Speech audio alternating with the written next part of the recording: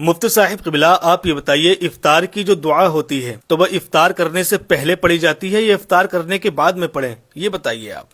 آپ نے بہت اچھا سوال کیا ہے، اور لوگ اسے اکثر جو ہے سوال کو پوچھتے ہیں، معلوم کرتے ہیں۔ یہ مسئلہ بہت لوگ پوچھتے ہیں، رمضان قریب آنے والا ہے تو رمضان میں یہ زیادہ مسئلہ چھڑتا ہے، کیونکہ بہت سے علماء اور یوٹیوب پر لوگ شبہ میں ڈال دیتے ہیں لوگوں کو یہ بتا کر کے جو یہ دعا پڑھی جاتی ہے، اللہم انی لک صمت وبک آمنت وعلیک توکلت وعلی رزقک افطرت، یہ دعا روزہ کھولنے سے پہلے پڑھی جائے یا بعد میں پڑھی جائے؟ تو یوٹیوب پر بہت سی ویڈیوز ایسی پڑی ہیں کہ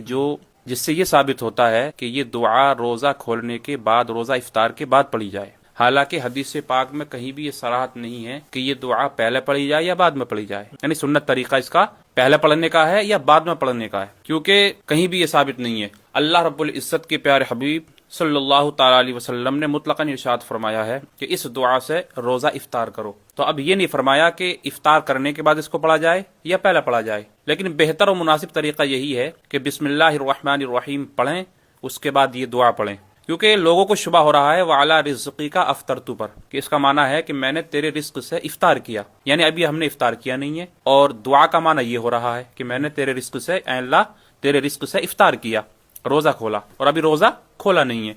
تو یہاں پر شبہ پیدا ہوتا، حالانکہ یہاں پر شبہ پیدا کرنے کی کوئی ضرورت نہیں ہے، بلکہ یہاں پر ایسا ہے کہ جیسے کہ اتنا قریب روزہ کھولنا ہمارا اتنا قریب آ گیا، روزہ افطار اتنی قریب ہے کہ گویا کہ ہم نے روزہ افطار کر لیا ہو، ٹھیک ہے؟ تو یہاں پر اس وجہ سے ماضی کا صیغہ استعمال کیا گیا ہے کہ میں نے تیرے رزق سے افطار کیا، اس وجہ سے لوگوں کو شبہ ہوا تو انہوں نے یہ کہہ دیا کہ دعا روزہ افطار کے بعد یعنی روزہ کھولنے کے بعد پڑھی جائے، حالانکہ یہ سنت سے ثابت نہیں ہے، بلکہ بہتر اور مناسب طریقہ یہی ہے کہ چاہے وہ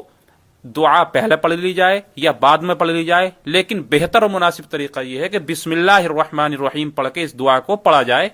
اور پھر روزہ کھولا جائے، روزہ افطار کیا جائے۔ ماشاء اللہ، دیکھیے مفتی صاحب قبلہ نے بہت اچھا طریقے سے جواب دیا ہے، آپ لوگ کمنٹ میں ضرور بتا کر کے جائیں کہ آپ لوگ اس کا جواب جانتے تھے۔